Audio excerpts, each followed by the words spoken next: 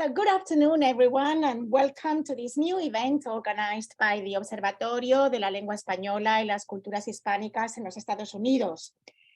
Last week, on our first event of the year, we focused on painting. And today we are focusing on cinema, we could say the 20th century art par excellence. And we are focusing on it by addressing a very complex topic, complex in many respects, and that is the complicated relationship between Hollywood and the Spanish language and the Latino communities. And we are privileged to have as our guest speaker today, somebody who has a very solid knowledge of the Hollywood world and the Hollywood industry, while he can also observe this world, this complex world of Hollywood from the perspective of a Spanish speaker and a Hispanic professional, since he's managed to make a highly successful career there in Hollywood. I am therefore very pleased to introduce to you all Ignacio Darnaude. Born in Spain, Ignacio Darnaude got a law degree and worked in international financing at the Banco de Bilbao in Spain before he moved to Los Angeles, where he graduated with a master's degree Phi Kappa Phi award from the prestigious Peter Stark program at the University of Southern California Film School.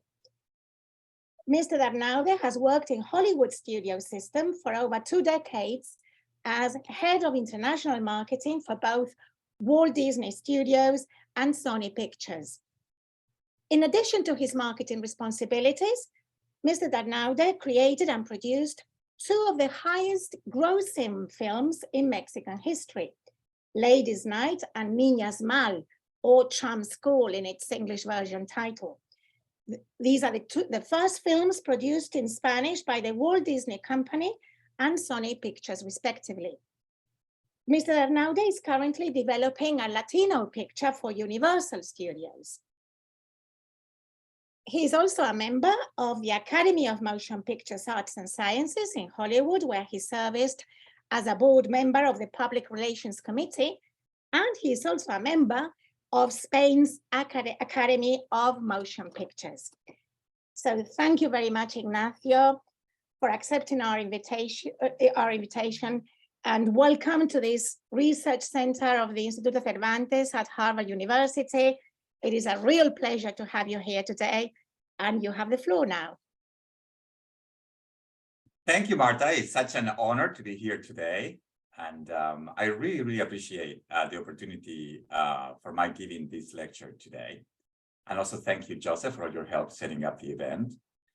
And I think that the subject matter, as you said, is complicated, but also very important. And let me share the screen on what I want to talk about today. And like I say, I want to talk about the Spanish language and the Latino market, which, as I'm going to show you, represent Hollywood's blind spot, but also its greatest opportunity. And I think the numbers I'm going to show you, I'm not pretending to have all the answers, but I think I'm going to talk about a lot of issues that are facing Latinos nowadays. And in this presentation, I'm going to start by telling you about Hollywood's complicated relationship with the Spanish language. And then I'm going to talk to you about how it all started when Hollywood did Spanish remakes of American films here in Hollywood from 1929 to 1939. And that kind of brought the rise of the Latino movie stars. And from the silent era until present day, and it is in present day that the Latino market has a staggering growth in the United States and a staggering importance for Hollywood. However, we are seeing how there's a painful underrepresentation of Latinos in Hollywood. And I'm going to address all these issues. I'm going to start with a brief history of Hollywood's early relationship with international markets. So Hollywood became the ruling film industry when the production of European films decreased after World War I. So that's when the American star system got cemented around the world during the silent era. But then, with the invention of film sound in 1927, this monopoly was threatened. Why? Because audiences wanted to see the films in their language, not in English, particularly in Spain, for instance, which at the time had very high illiteracy rates. And because dubbing wasn't established at the time, Hollywood studios reacted by producing Spanish remakes of American films, bringing to Los Angeles the most popular stars and writers from Spain and Latin America. So the way it worked is that in the American film was shot during the day, and then usually at night, the Spanish versions were shot in the same set with the Spanish actors. And it's fascinating because they use the same costumes, and sets. So, and many of these movies have been lost and the stars have been forgotten, but not all of them. Here you can see Imperio Argent, how, like I said, the most popular stars and writers from Spain and from Latin America cinema moved to Hollywood. And in this period from 1929 to 1939, they created around 175 films in Spanish, most of them remakes. And they came from very different backgrounds. Imperio Argentina came from Argentina. Conchita Montenegro came from Spain. Lupita Tovar came from Mexico. Carlos Gardel from Argentina. Enrique Jadil Poncela, a writer from Spain.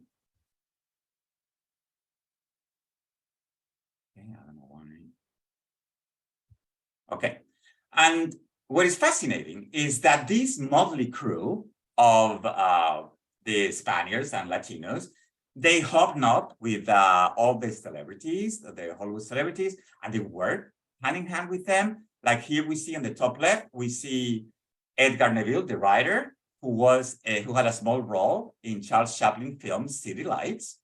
He also we see him here turning around with Douglas Fairbanks, the star, Douglas Fairbanks.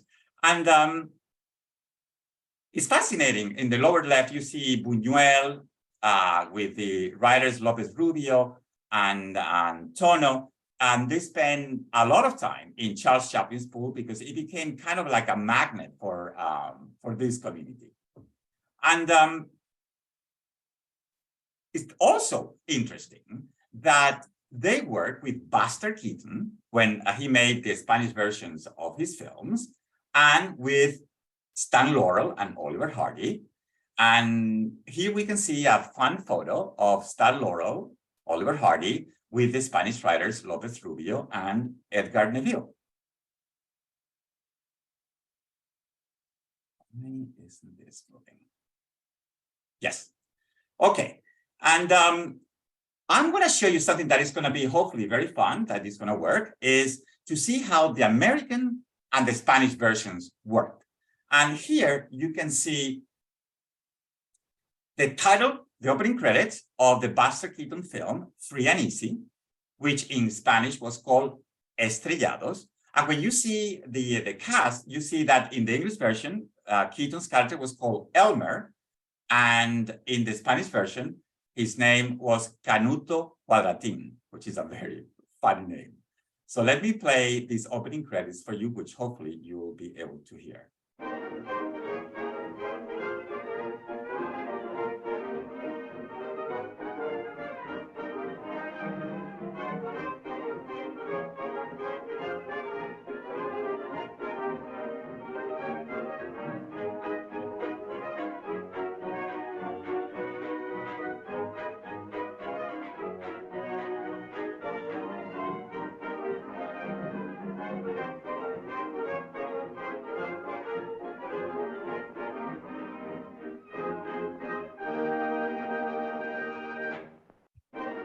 Now I'm going to show you how a scene worked in the English original version and in the Spanish version with different actors of the film Free and Easy or Estrellados.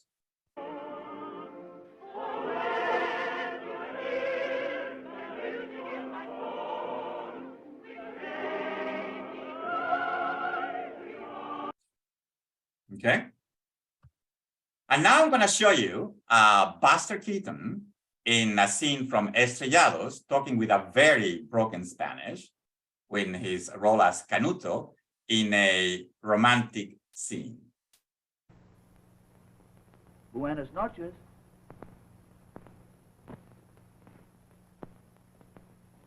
Canuto. Siento lo que ha pasado esta noche. Gracias. Y lo que ha dicho mi mamá. Ya sé cómo estarás. Creo que metí la pata. No, tú no tuviste la culpa. Canuto. Ya sé que lo que tú querías era hacer algo por mí. Lo haría todo por ti, Elvira. ¿Dónde pusiste el agua?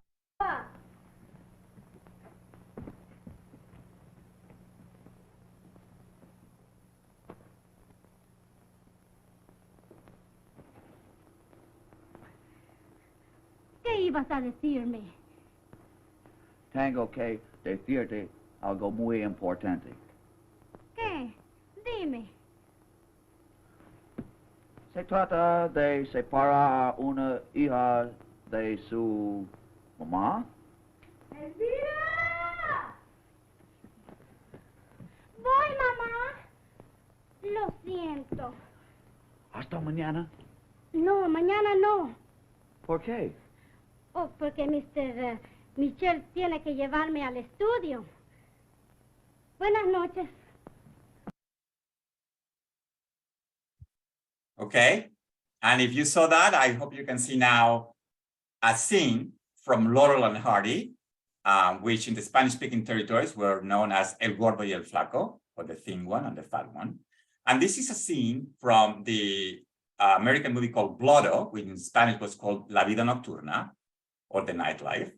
And I personally find that even in a different language, they managed to make it funny. So let's see this scene. ¿Estás seguro que tu mamá y tu papá se llamaban Laurel? Seguro que sí. ¿Por qué? ¿Has tenido parientes alguna vez? ¿Dónde naciste? No sé. ¿Qué no sabes? No me acuerdo. Estaba muy chico.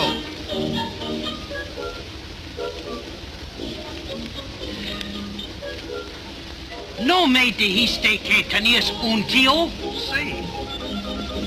¿Dónde está? En la Universidad de Barcelona.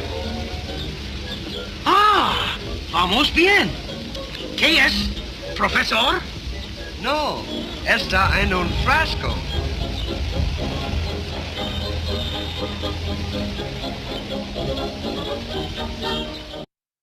Okay. And now that you saw kind of how it worked, the fact is that most of these films, the Spanish films, had a much smaller budget than the American movies, usually like 25% of them. And also because the fact that the actors came from all over Spain and Latin America, there was a cacophony of accents, which the American producers were unable to discern. But unfortunately, when the films released in the Spanish-speaking territories, that was an issue, and most of them were not really successful. In fact, one of the actors who worked in these projects said in an interview that while these movies attempted to be Spanish movies, they were really Yankee in spirit. And I want you to remember that quote because I'm going to refer to it at the end of the presentation because it resonates today. And there are two exceptions to this kind of rule that the movies were not successful. And the first one that I want to show you is on the left is Angelina o El Honor de un Brigadier. And this is a movie that 20th Century Fox did in 1935 of the Javier Poncela play. And this is one of the rare cases in which the movie was not a remake, but a completely original film for this international Spanish-speaking market. And not only that, the dialogue was done in verse. So that's really an amazing case. But the most famous example is probably the case of Dracula. So Dracula, we all know, the 1931 version starring Bela Lugosi, but some of you may not know that at night, the Spanish version of Dracula was shot. And the Spanish version starred the actor from Spain, Carlos Villarias, and then the actress from Mexico, Lupita Tovar, and there were actors from Argentina, from Mexico. So there was a cacophony of accents.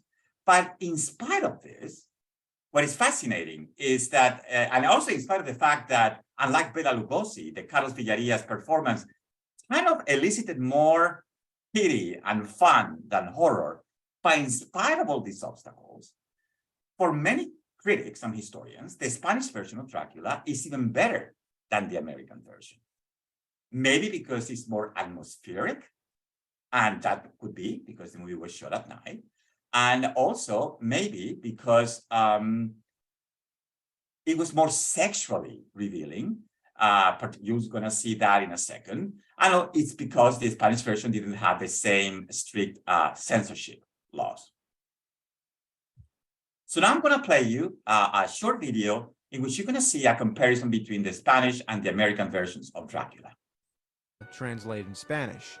But no, Universal simultaneously shot two versions of the same movie. The Spanish version has the same script and the same sets, but the cast is entirely different. The English version is by far the most famous. Who could possibly not know Bela Lugosi? I am Dracula. But would you believe the Spanish version is actually better? For example, if we look at this scene in the English version where Renfield first meets Dracula, we see it's just a simple static shot. But in the Spanish version, the camera actually moves, making the scene more dramatic. And this is just one example. It just overall has more production value. There's many added scenes that you don't see in the English version, and it also shows a little more violence. And Helen Chandler's dress is much less revealing than Lupita Tovar's. It all shows how less uptight Spanish audiences were. When you think of the English version, it's hard to forget such demented, magnificent performances like Lugosi and Dwight Fry.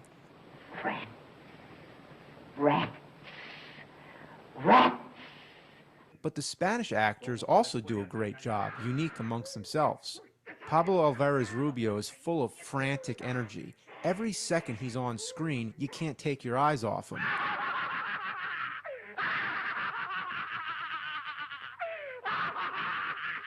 Carlos Villarias makes a great Dracula. The best part about him is his face. He looks completely crazy. It's very much different from the Lugosi stare, but creepy in its own way and hilarious. It's almost impossible not to prefer Lugosi. Aren't you drinking? I never drink. Why? When comparing these movies, it makes you just wish Lugosi was in this movie instead. So I find that a fascinating case study on the differences between the Spanish and the American Dracula. So starting then, that's when we saw the rise of the Latino movie stars. And they came from very different backgrounds. You see Antonio Moreno on the left, he was from Spain. He worked with the top movie stars, including Garbo, and he's considered the first Latin lover. And then Ramon Novarro from Mexico, who was a huge silent movie star. Gilbert Roland, the very dashing Gilbert Roland, whose real name was Luis Damaso de Alonso from Mexico. Ricardo Montalban from Mexico, and for Cesar Romero from New York City. And like I said, they all came from very different backgrounds, but they all had in common the same suave Latin look. And that tradition continued. You know, with, let's say, Anthony Quinn from Mexico and Jose Ferrer from Puerto Rico, they were kind of the links to the new generations of actors, like Andy Garcia from Cuba, Eugenio Derbez from Mexico, and Antonio Banderas from Spain. Same thing happened with Latina actresses. They came from very different backgrounds. Dolores Del Rio and Katy Jurado from Mexico, Linda Cristal from Argentina, Rita Hayworth, who was from Brooklyn, but her parents were from Seville, in Spain, like myself, and Carmen Miranda, who grew up in Brazil. And again, very different backgrounds, but they all share this exotic, sultry look, and in the case of Carmen Miranda, a more comedic sensibility. But Latina actresses have been a part of Hollywood, like I say, until today. And the tradition continues with actresses like Rita Moreno from Puerto Rico, Paz Vega from Spain, Salma Hayek from Mexico, Jennifer Lopez from the Bronx, Jenna Ortega from California. And what is very exciting is that they are all very active. Like right now, Rita Moreno has a new movie called 80 for Brady. Paz Vega, who is fantastic in a new Netflix show called Kaleidoscope. Salma Hayek has a new movie coming out, the new Magic Mike. Jennifer Lopez has a new movie, Shotgun Wedding, and Jenna Ortega, who is the star of the Netflix hit show Wednesday. But this is also happening or happened with directors. Latino directors have been part of Hollywood from the very beginning. You may not know the one on the left, Enrique Vallejo, a Mexican cinematographer and director, who is kind of the inspiration for the Mexican character in the new movie Babylon.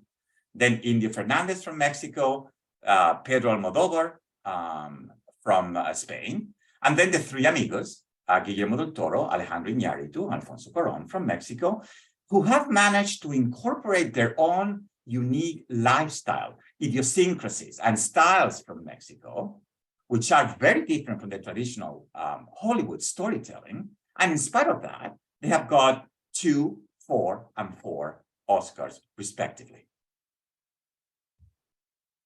So now that we know how Latinos got into Hollywood, now let's shift our focus and let's talk about the unrivaled growth of the Latino market in the United States.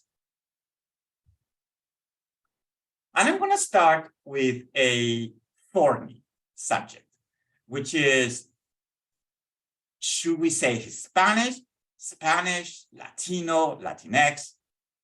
I don't have necessarily the answers. And as you can see on the chart on the left, Latino is more referred to the geography, and it includes Brazil, and it doesn't include Spain. And Hispanic on the right includes Spain, but it wouldn't include Brazil. But as you know, these labels are changing with time. They fluctuate. They're also politically charged. And but the fact is, and that is what is really important, is that Spanish is spoken by over 600 million people. Spanish is now the second largest language in the world after Chinese, before English, and is the official language of over 20 countries. But as we all know, Latinos are not a monolithic group. And there are divisions between the different Latino communities that hurt their potential growth in the United States as a minority. It's literally the biggest challenge in the growth of the Latino community. And I have an example.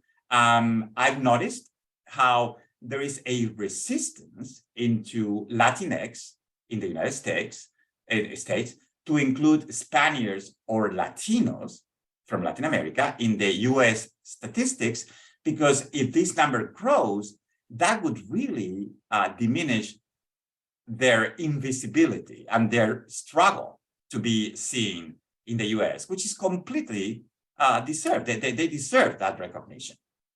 And there is a very important study from 2010 called The Globalization of the Spanish Language that revealed that Spanish-speaking people share more than 90% of the vocabulary.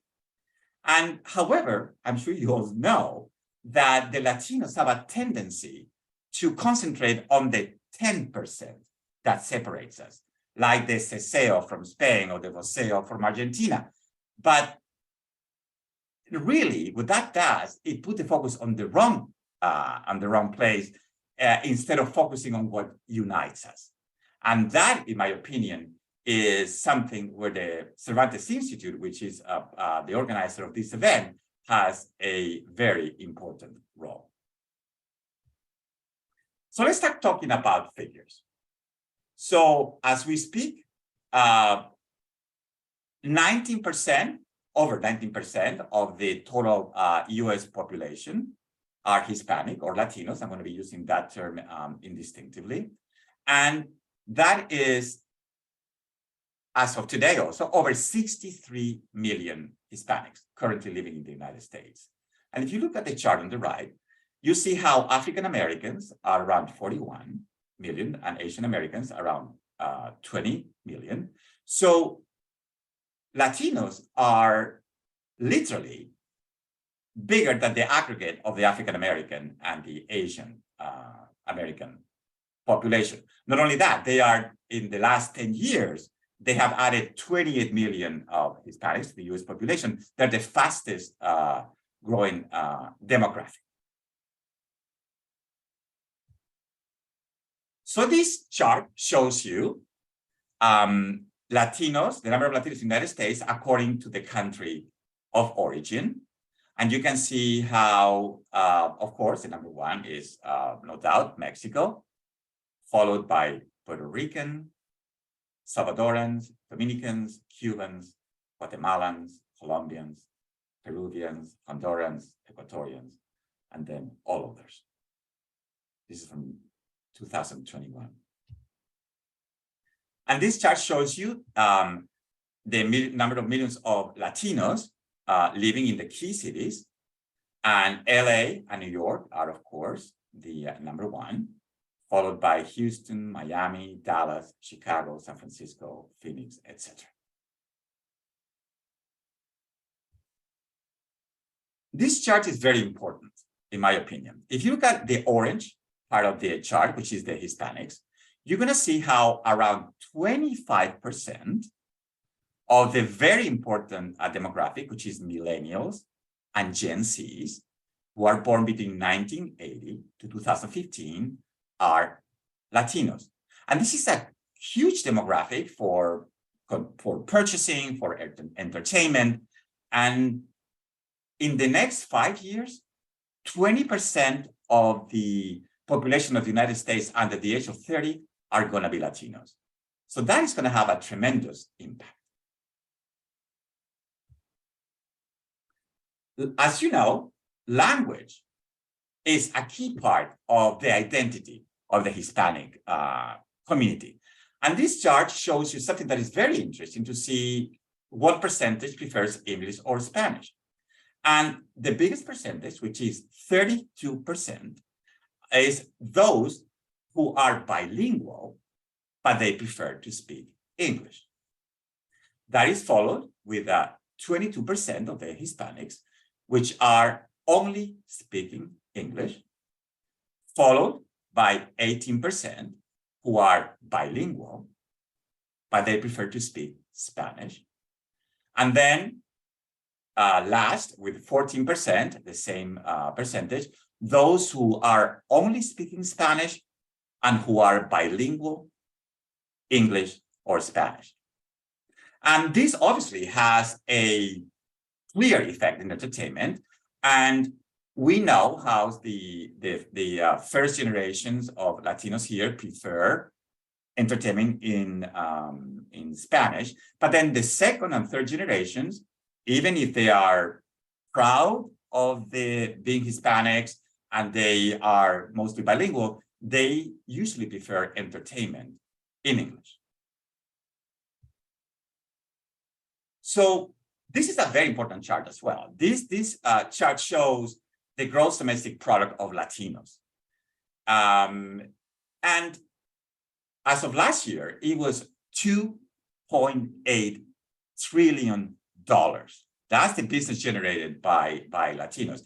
And that has grown from 1.5 in less than a decade. Not only that, is in the last decade, the growth of the gross domestic product of Latinos is 2.6 larger than any other minority. So if we looked at US Latinos as a country, which they are not, but if they were a country, they would be the 5th largest economy in the world, larger than United Kingdom, India, France, Italy, etc.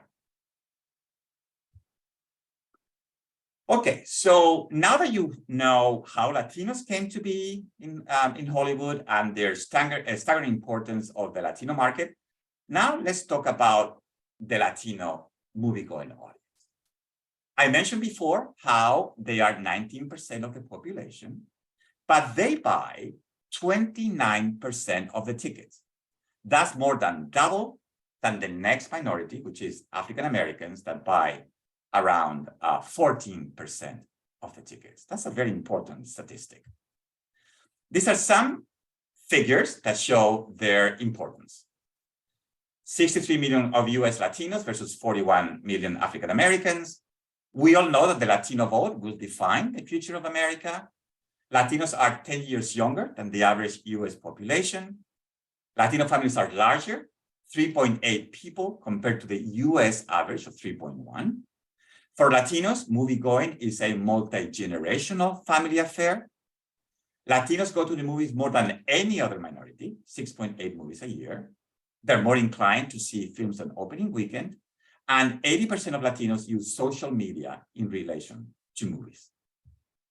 Not only that, when we talk about streaming video, while the non-Hispanic whites spend 25% of their time streaming video, Hispanics spend 34% of their time streaming video.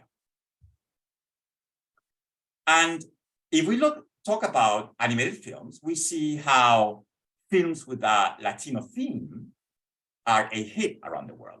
Coco grossed over $800 million worldwide, Encanto over 257, and Puss in Boots, the new one, over $300 million. So altogether, they have grossed over $1.4 billion at the box office, showing or proving that Latino stories have the potential to be embraced worldwide. So now let's talk about the portrayal of Latinos in mainstream media. So you would think that with these astonishing numbers, Hollywood should be bending over backwards to appease or to entice the Latino community, correct? Well, think again. So this chart, which I'm going to let you look at it for a second, you see at the shows a study, and at the bottom is 2022. And again, you see how the total population of the US Latino is 19%, but only 5% of movies have Latino leads. The number has grown slowly, but last year, only 5% of movies have Latino leads. And on the right, you can see screenwriters. Only 3.5% of the movies had a Latino screenwriter, and only 2.6% of the movie had a Latino director. So these are shameful numbers. And these numbers are even smaller on television, where only 3% of the TV shows in English had a Latino lead, only 1.5% of the showrunners are Latino, and 1.3% of the directors are Latino. This chart shows you in one snapshot the huge gap between the Latino population and this representation in entertainment. In red, you see that 90% of the population is Latino, 25% of the very important Gen Z is Latino. But look at the numbers. On Latino leads, only 3% on television and 5% in movies. On the right, Latino directors, only 1.3% on television and 2.6% in movies. Again, really, really ridiculous numbers. And now let's talk about the disparity between the representation of Latinos and the other minorities. So let's look at the African American, the Blacks, which they are 13.6% of the population. However, as you can see, they have nearly 27% of the English language broadcast roles, okay? But then let's move on to the left and let's see how Latinos, who are 19% of the population, much higher than the African Americans. They only have 5.42% of the roles. And the Asian Americans, who have 6% of the population, like a third of the Latinos, and have a very similar amount of roles, 4.3% versus Latinos, 5.4%. So what is very clear is that, unlike Latinos, the representations of African Americans and Asian Americans in Hollywood has grown significantly. And a perfect example is the recent Oscar nominations. And one reason could be, and I'm not saying that is the reason, is that while the Asian population, they have different languages and different nationalities, they tend to put the differences aside and to act in unity. And they supported a film like Crazy Rich Asians that had a cast that had Malaysian leads, Chinese leads, British leads. There was one who was Latino and Asian. So that didn't seem to be an issue. And the movie was a huge success, in part of the reason because it was so fully supported, with $240 million at the box office. However, as I mentioned before, the Latino community is very diverse, and this diversity is what it gives the community its richness, but it's also the biggest obstacle from a commercial standpoint. So while Crazy Rich Asians, the Asian community rallied behind it, and the movie was a big success, like I said, in the Latino community, the diversity, which is its main richness, it's also what is that hampers the growth and the from a commercial standpoint in the United States. And when the movie In the Heights, which is a movie that opened with huge expectations, when it opened, it got criticized, and deservedly so, by the Afro-Latino population because they were not properly represented in the film. But that was one of the reasons that contributed to the film and their performing at the box office. It only did $45 million worldwide box office. And in a way, it could even scare Hollywood studios to produce more Latino movies. But as if these numbers were not bad enough, another study tells us that out of the only 5.2% of Latino roles in Hollywood movies, half of them were either negative or stereotypical. Okay, and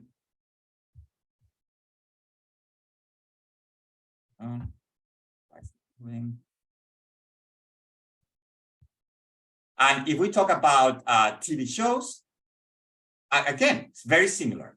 Only 3.1% of the shows had Latino roles, and 42% out of that meager number were negative or stereotypical. One of the reasons could be the dearth of Latino executives. Again, from a 19% of the total US population, if we look at on TV, there are no Latino CEOs, very few senior executives, and they're basically non-existent in the film business. So consequently, there are no people in charge who can make sure that the Latino culture is communicated properly in a normalized way and not stereotypical. And it is because of this that there is not a stable amount of Latino product coming to the market, leaving a huge untapped market up for grabs. But finally, Hollywood is finally realizing that diversity sells tickets. And in 2025, here we have the top 10 of the box office.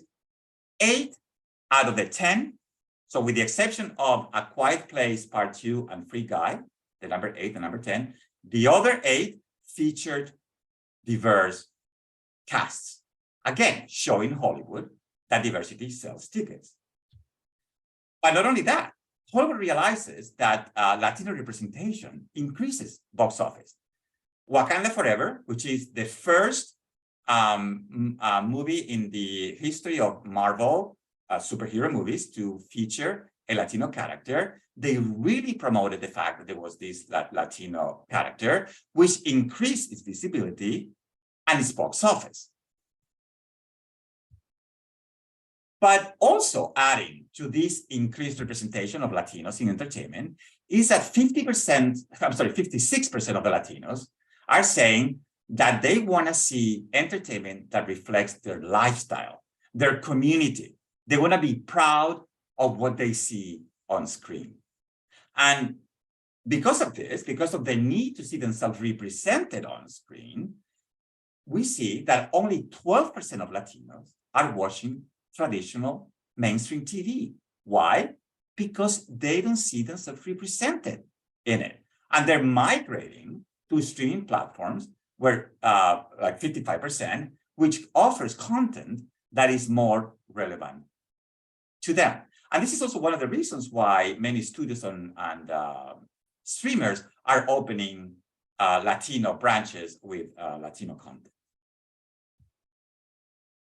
But in this market in which representation is key, this happening also in social media. And we see how particularly the young demographics, because they don't see represented on mainstream media, they're going to social media where they see themselves and they can have their voices heard in platforms like YouTube, TikTok, Spotify, etc. And this is one of the reasons why many of the top 10 songs or influencers in these platforms are Latino.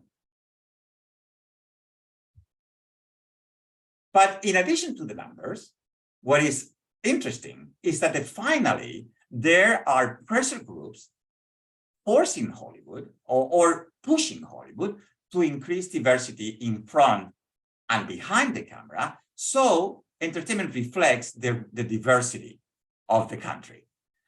For instance, there is a program that was initiated by the former LA Mayor, Eric Garcetti, that in the next 5 or 6 years, to double Latino representation in Hollywood.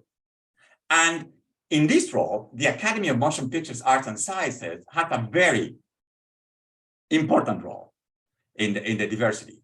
First, they have a very clear commitment to increase Latinos in membership, in the number of screenings with Latino themes, etc. Also, the Latino members of the Academy are joining forces to increase visibility, to increase representation and power. And last but not least, something that is really going to get a lot of attention is that next year, the Academy of Motion Pictures is going to start implementing what is going to be called the standards of inclusion and representation that are going to demand that there are enough people of ethnic minorities, women, LGBT, disabled people, etc., in front or behind the camera if they want a movie to be eligible for the Academy Awards. Now I'm going to talk about, in the last section of the presentation, Hollywood's complicated relationship with the Spanish language. And so World War II put an end to the Spanish versions of the American films. And these Latino talent that came to Hollywood returned home, and they started applying their learnings to their local film industries. And that's when dubbing appeared.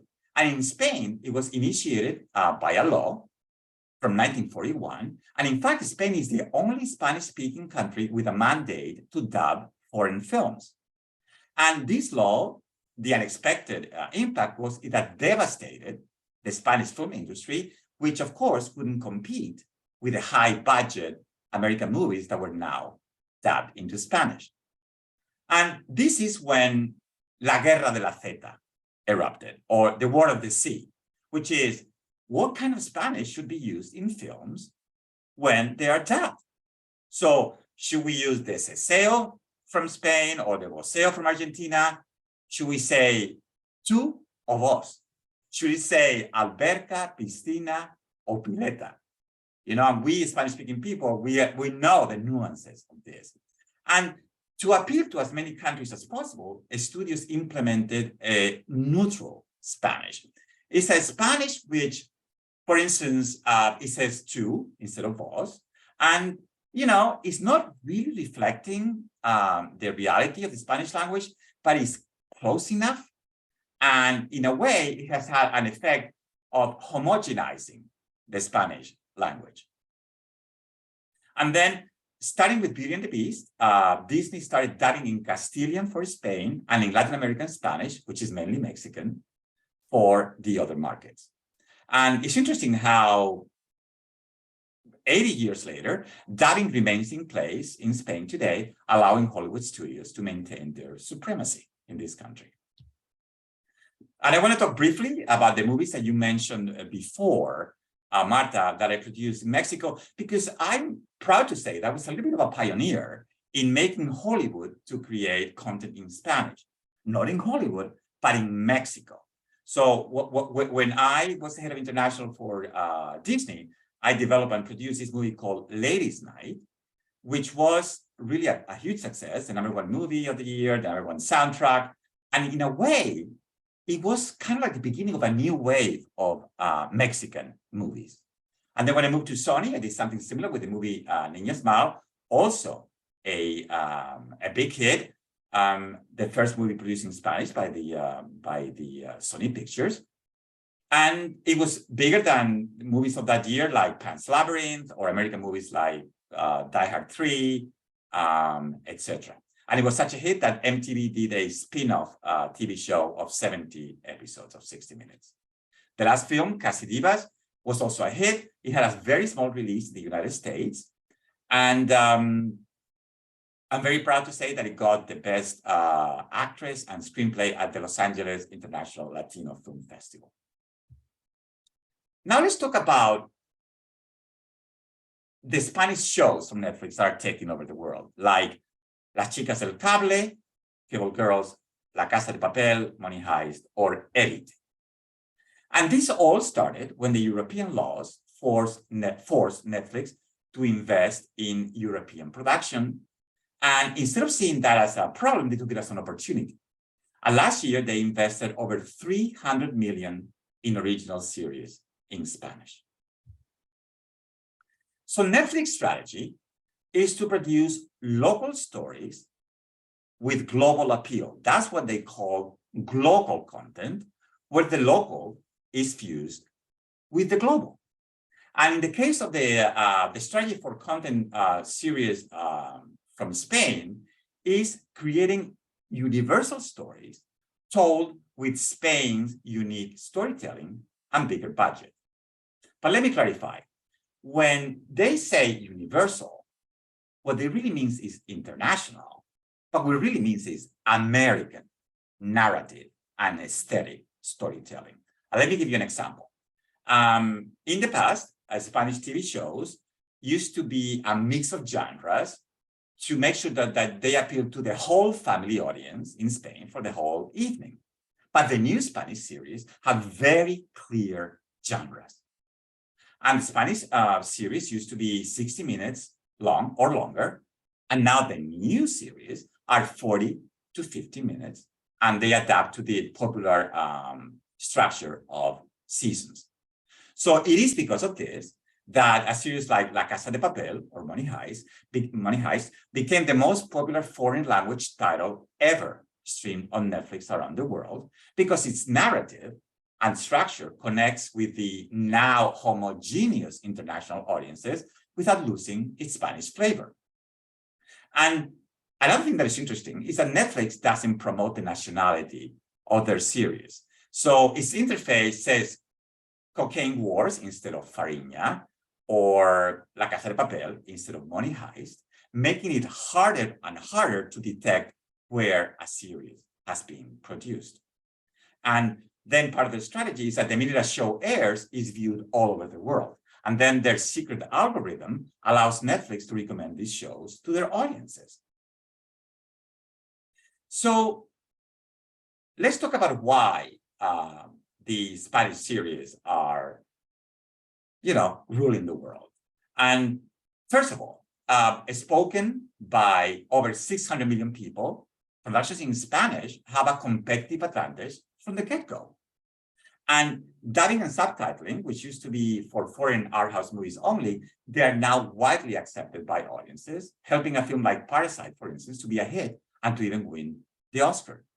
And really, the popularity of shows from Spain exploded when they became available, subtitled, and dubbed. And now, most streamers use the Beauty and the Beast approach, providing a version in Castilian from Spain and one in Latin American Spanish. And this strategy is having a tremendous impact in the expansion and popularity of the Spanish language, because these series are now being used by many people to learn Spanish, increasing the interest in traveling to Spain, in its culture, and in its society. And it's fascinating how Alex Piña, the creator of La Casa de Papel, says that the series is proudly a Latino show, addressing the over 600 plus million of Spanish speakers. And I want to bring you back to that study of, I mentioned earlier, of the globalization of Spanish language that showed how more than 90% of the vocabulary is shared. And to me, the quest that I would like for people to hopefully embrace is, why don't we focus on this 90%? And we are proud of the 10% that is different, but it makes our language richer. And this unity is really what is going to help the growth from a financial, from a cultural standpoint here in the United States. And I have a couple of examples of references, which I think are a great example of what to do, like the Latin Grammys. The Latin Grammys, they reward all the songs in Spanish and Portuguese, recorded all over the world, all the Premios Platino, or the Platino Awards, that give awards to movies from Spain, Latin America, including Brazil. That unity, to me, is what we should do and what we should really work on moving forward. And now I want to just end summarizing how the evolution of Spanish language has happened. So we started by talking about how Hollywood made Spanish versions of American films in Hollywood with Spanish talent brought to Hollywood that then they distributed internationally to Spanish-speaking territories. But now, do you remember the quote of how these shows were Spanish in the facade, but they're Yankee in spirit? But what I find extraordinary is that Netflix has managed to turn around this challenge. And now they are making series in Spanish, in Spain, with high budgets that now travel all over the world, and they are a success with the help of dubbing and subtitling. But what is really, really fascinating is that in this process, everything has changed. And Hollywood used to be the ones imposing the traditionally white movie stars around the world. And in this process, now Netflix has a Cuban actress, the Oscar-nominated Ana de Armas, played Marilyn Monroe, or the Latino actress Jenna Ortega in the hit show Wednesday, or a completely Asian cast on the hit show Squid Game. And this has completely changed the rules, changed what we see, who we see on screen. And this is democratizing the world of entertainment. And I want to leave you with two quotes, which are, the US Latinos are the cavalry that will come to the rescue of the American economy. and one that says, if your business doesn't embrace the US Latino market, you won't have a business in 10 years. I think that says it all. And the last thing is these are just some of the sources of data I use for my presentation today.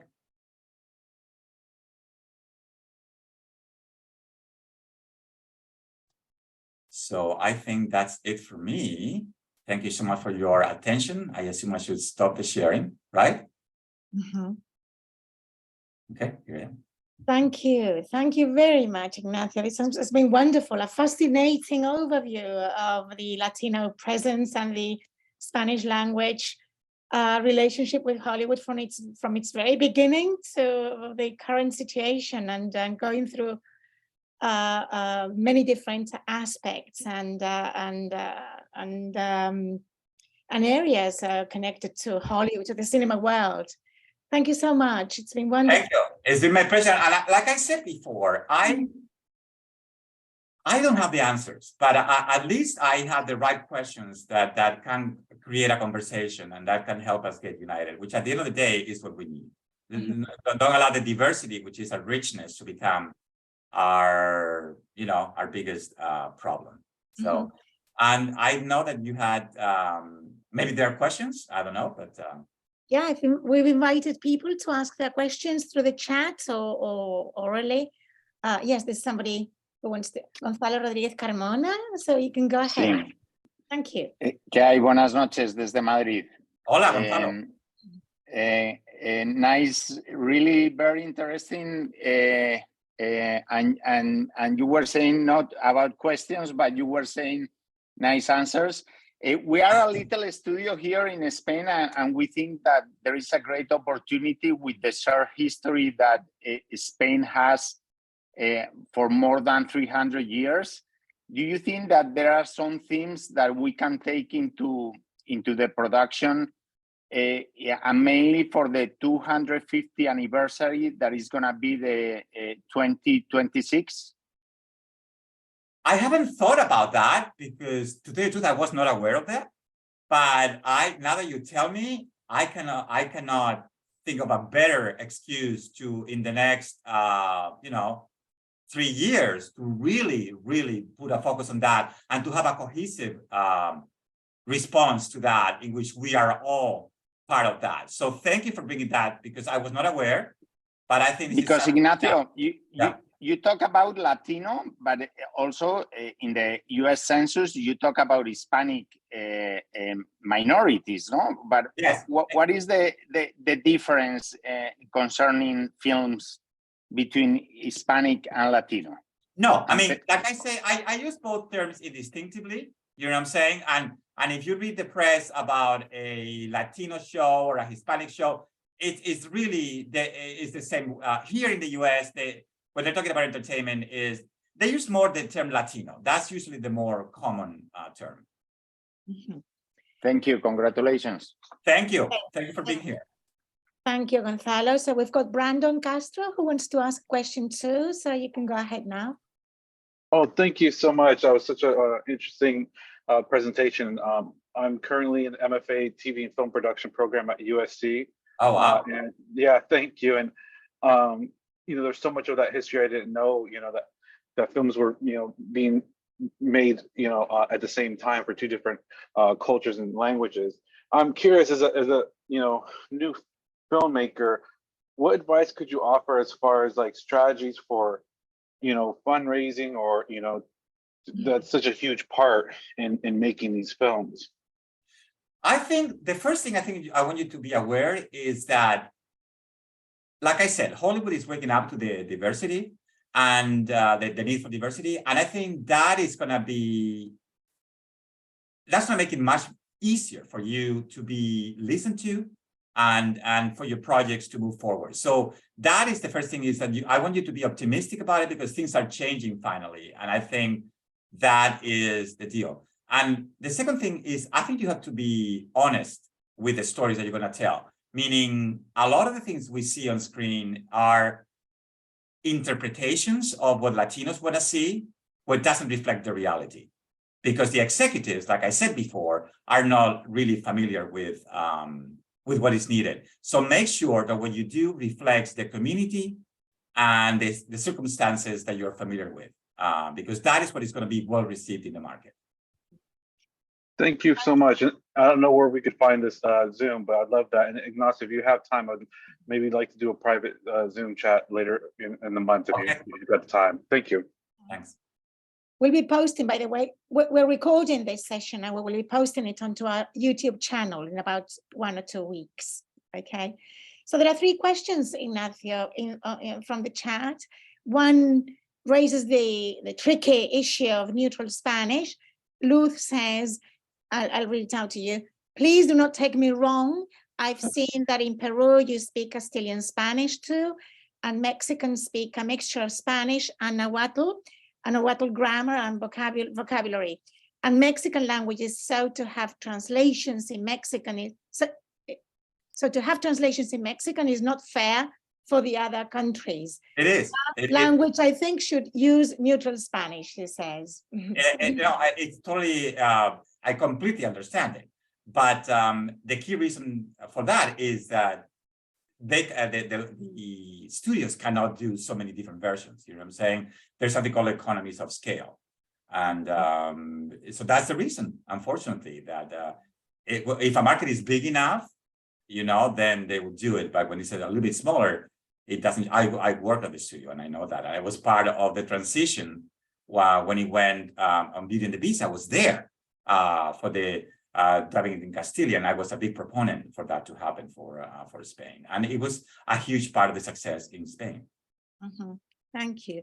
And there's another one, a question from Yareli Arizmendi, and she asks, what is the percentage of Black and Asian entertainment CEOs or senior executives? Do you know? Is that a reason for their higher representation? I'm sure they are, but that's a great question because all my research has been on the Latino market. I don't have that particular information, but that's definitely an important point. Thank you, Yoreli, for bringing it up. But I don't know the answer to that. Mm-hmm. And Antonio, I know Sanchez Madrigal is waiting, has also raised, you've also raised your hand, but there's another question here from Antonio, who asks a question. Don't you think, Ignacio, that it's bad for the audience to show so much about the bad side of the Latino culture, like the millions of TV shows about narcos and so on? For sure, but that goes back to 2 of the points that I make in the presentation. One, the dearth of Latino executives that are able to show our community in a way that is positive, proud, aspirational. You know, so that's number 1. And the other chart that shows how of the meager number of Latino roles, 50% of them are stereotypical or negative. So I completely agree with your statement about that Latinos are much more than narcos. And that's why I keep saying that the kind of movies that we have to make are different, you know. That there was recently a new version of Father of the Bride that was successful. You know, films that show our community. And that's where new voices need to bring that to the attention of Hollywood, for sure, 100%. Yeah, in fact, Antonio followed on his remark and he adds, I'm sure when we will make TV shows and movies showing Latinos doing normal things, like lawyers and doctors and so on, exactly, like in the normal life, it will be a success. Exactly. We just happen to be Latinos, but we have the same issues, the same aspirations, the same conflicts, the same dramas as everybody else. Mm-hmm. And when you see that, they're universal. Mm-hmm. You know? Thank you. So Julie Carmen, she wants to ask a question, so you can go ahead. Hola, Ignacio. Hi, Julie. Gracias. I have a question about Rotten Tomatoes and Razzies. You know, now we're having, you know, for finally we have a movie star female lead nominated for an Oscar with Ana de Armas, but she's being killed on the Razzies, which is, you know, I think there aren't Latino judges on the Razzie Awards, which they put out the worst performance. They just changed their guidelines to not allow children under 18 to be voted worst. like my son in Cassavetes Gloria, at 5 years old, he got a Worst Actor award, and Wow. it changed his life. So now Ana de Armas is getting Razzie Awards, which I think is a racist effort. And then also in Rotten Tomatoes, there aren't enough Latino judges and critics. And how do we change that? Well, it's interesting, but there's two different issues there. One, the movie itself, Blonde, was very divisive, was very polarizing. A lot of people liked it, a lot of people hated it. So what you're saying is reflecting the true nature of that movie. However, there is an agreement in or a consensus in that her performance was outstanding, and that's why she was nominated. So Hollywood, the Academy was able to separate the performance from the movie, which I find it a great achievement. So that's issue number one. But number two is in regards to the Razzies or the Rotten Tomatoes. Well, guess what? Unfortunately, like I said, the movie is very divisive, and a lot of people didn't like it, and that may be reflected in that. I don't know if there is a racist element in that, and I don't know if that's part of it, the fact that there are not enough Latino critics, but I'm not sure necessarily that, in all honesty, that Latino critics would necessarily love the movie just because the star is Latina. So we also have to be honest about that. So in this case, I think my intuition is more about the film being divisive than anything else. Mm-hmm. Thank you, Ignacio. So I think we can invite Sanchez Madrigal to ask his question now. My question was already answered. I wanna say congratulations. It was a great presentation. I know it's very hard making all this parallelism, so you did a great job. Thank you so much. I appreciate it. Thank you. Thank you. Thank you. So there's one question from Xavier Grobet, and he says, I don't like the fact, going on with the language problem, okay. I don't like the fact that they have homogenized the Spanish language dubbing shows and movies because it loses the nuances of each country's slang. For sure. But I think that, how would I say that? It's a compromise.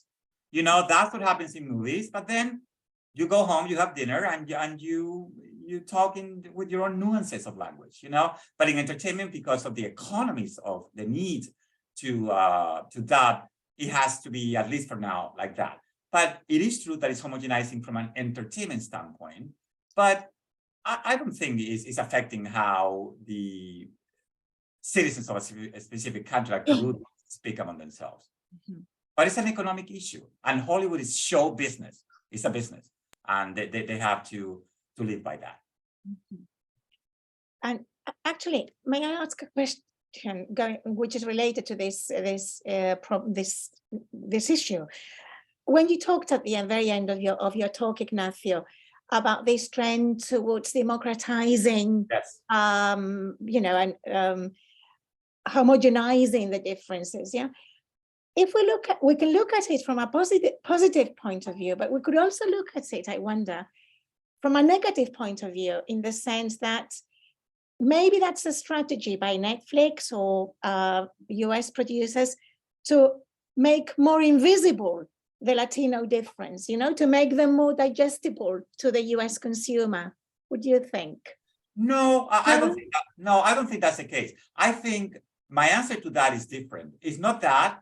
Is that so far, when Hollywood is being pushing the diversity, has been more on the African American side and lately on the Asian American side. And Latinos have been a little bit left aside in this diversity quest. And that's why I think we need to be united to demand that diversity. So I think really, I think that's what it is. Mm-hmm. Okay, so in relation to this, Juan Jimeno asks, which minority should we be following to increase Latino and Spanish in Hollywood? Who has been most successful? Which minority has been most? For sure, African Americans. And in fact, there's been a lot of conversation about following the same strategies used by them. And I find it very interesting. One factor, which is Wakanda Forever, which is the first Marvel movie to have a Latino role, a lead. That movie was produced by African American filmmakers, not white filmmakers. So I just find interesting that this unity between the different minorities also. So I think the African Americans is as a perfect example. But again, there is a big sense of unity in the African American. You know, they can come from diverse backgrounds, but the movies are embraced in a cohesive way. And same thing with the Asian Americans. But Latinos, whether we like it or not, this diversity, which is what makes us extraordinary, is also the biggest obstacle from a commercial standpoint in regards to getting recognition, visibility, and the numbers that we need to grow. So that is kind of what I want to talk about in the talk. I'm not saying it's easy, but I'm saying that this is important. Mm-hmm. In fact, Yareli Arizmendi would like to make another comment regarding this issue of uniting as Latinos and the Spanish language in relation to this 90% unity versus the 10%. Yes. So you can go ahead, Yareli. Okay, thank you. Thank you very much. Sensacional, Ignacio. Great, raising the terms that we need to talk about. I do think that we always say we need to stop being divisive, we need to unite, but we need to understand what divides us. I think we really need to go into it, not necessarily in the topics that we address in the actual films, but we need a discussion. We need to go to therapy a little bit, and we need historians to tell us, what we're made of. We are so ignorant of each other's history. How was Argentina versus Colombia versus Chile? Why is Peru so different from Mexico? And once you understand history, you can embrace like, wow, no, but you don't know. They didn't have, what we had in our country. I mean, we need to know each other. Mm-hmm. It's I true. think until we really understand each other, we're just it's so easy to fight about the 10% difference. And so what if it's piscina, it's alberca, or it's whatever? I mean, we'll talk about why we call it different, but that's not the big difference, and we just need to rejoice in what our histories are, but not, my point is, don't just shove it under the rug that, we stop that, divisiveness. Let's unite. It's like, it's impossible. We need to understand why we're divided. And Marta, would you say that isn't that part of the role of the Instituto Cervantes? Yes. Yeah. That's why I mentioned that. Why? Yes, in fact, the Instituto Cervantes vision is not just catering for Spanish from Spain's culture, but the whole, I wouldn't say Latino culture, because there are so many different cultures as well, with lots in common and all our rich differences too. We actually always bear that in mind, that it's part of our mission to offer not just in our events to present topics relating to the whole diversity of Hispanic and Latino countries, but also, for example, in our exams to certify Spanish, the different varieties are included, and candidates are expected to know the most important varieties and to be able to understand and to identify the most noticeable differences between the different accents and varieties of Spanish. Yeah, we cater for that. But also, now that I heard that we said that the first person who posted a question about the 2026 anniversary, I didn't know that, and I think that's a huge opportunity. We have 3 years to do something about it. Mm-hmm. Yeah. Okay, I know there's a question there, but this and Antonio again, he says, Ignacio, could you give us your opinion about whether you will produce Latino content in Spanish or in English for a global audience? The movie I'm producing, developing with Focus Features, which is Universal, is a Latino movie in English with a complete Latino cast and with a universal story that everybody's going to understand. They happen to be Latinos, but they have the same issues that everybody else. That's what I want to do, and that's what I believe should be done. So there's Angel Hill who would like to ask a question or make a comment. Yes, well, first to say congratulations to Ignacio, because there is nobody who knows more than he does about this subject, and it was great. So thank you, Ignacio, for it. And then, yes, I agree. I really feel that we have a great opportunity with the 2026 coming up, because actually all the Hispanic history of this country has been completely unknown. No, everything looks like starting here with the 1620 and the Pilgrims and Jamestown and all that. And 100 years previous to that, this territory was more, of course, Native Americans, but then was Spanish and Mexican before being Anglo somehow. So I think that that's very important, has many important things that need to be told, and that then will clarify why even immigration in this country is completely the opposite, because the first Anglos were the immigrants into territory with Austin and Moses Austin and all that. So I think it's going to be very important to tell all those stories, so that because that's what unite us, because together with Washington there was Galvez, and the whole army was Hispanic, helping the colonists here. So all that needs to be told, and I think will clarify the importance of being Hispanic in the United States.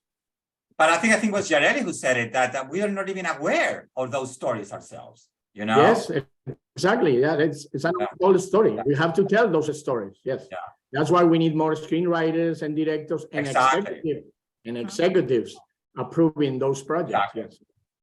Thank you very much. You were great. Thank you, Angel. So just two final comments. Dermerm thinks that the problem with Hollywood and marketers are that they don't understand or know well the Latino community. What do you think, Ignacio? 100%. And listen, I work in the industry for over nearly 3 decades, and Disney and Sony. And how can I say this? It was so hard for them to understand the importance of it. But that's why I'm so proud that I convinced Disney to produce their first movie in Spanish in Mexico, and Sony. And why? Because I was there. You know what I'm saying? Because I was inside the beast, and that's why I could get things done. That's why you need to be part of the engine, part of the industry. And but like I say, I think they're much more accepting now, and there is pressure groups that are demanding that. So I think is really, really changing. And Antonio asks another question. What's your opinion about mixing actors from different territories, like Spain, with Mexicans and Argentinians, I suppose, in the same movie? I don't love it. I mean, like I say, that is what killed the Spanish movies in original, the ones that were made here. I think if it's organic to the story, yes, but if not, I think it's complicated. It's like, again, but that takes into a different dimension. That doesn't mean that a Spaniard cannot play a different role, but I think it's a complicated role, a complicated issue, and if we really want to reflect a community or a real situation, I think only if the story justifies that. Would you say that, this is my question on, expanding on this, would you say that in Spain, I don't know about Latin America, but in Spain, there is not such strong tradition in training actors in the different accents? Like, for example, there is in the Anglo-Saxon tradition we've seen many British actors playing performing with an American accent and vice versa. If they are performing an American character, here they would be very surprised to hear an American character with a British accent. So British actors are trained to perform or a Scottish accent. We don't have such great tradition. That's my impression. But no, it is Hispanic world. It is true, but that I believe. I mean, there's because in that case they could be mixed. Only they would they will be playing the corresponding accent, wouldn't they? Exactly. But you know, that's the role of the actor. Javier Bardem played a Cuban in Before Night Falls. I know. Yeah. He was amazing in it. He was nominated for an Oscar, Ana de Armas. So I think that's the job of the actor. You know, it's an individual job to make sure that your accent reflects the reality of the community you're representing. I wouldn't put that as the actors in general, but at least the actor who is playing, you know? Yeah, I know. Yeah, Javier Bardem. But precisely, you know, I remember everybody praising Bardem because he had this Cuban accent. Whereas in Britain, you wouldn't take it for granted. Yeah. I mean, if a character is Scottish, you would never play it with a Southern accent, you know, so you take it for granted. It wouldn't be, he or she wouldn't be praised, you know, just for that, because it's something which is just, you know, assumed. Anyway, so Xavier, Juan Goldstein has a comment, so we can invite, since we took a few minutes to start, we started a Sorry bit about the late, beginning, it's okay. So we can take a few minutes or so after the hour. So Juan Goldstein, you can go ahead with your comments.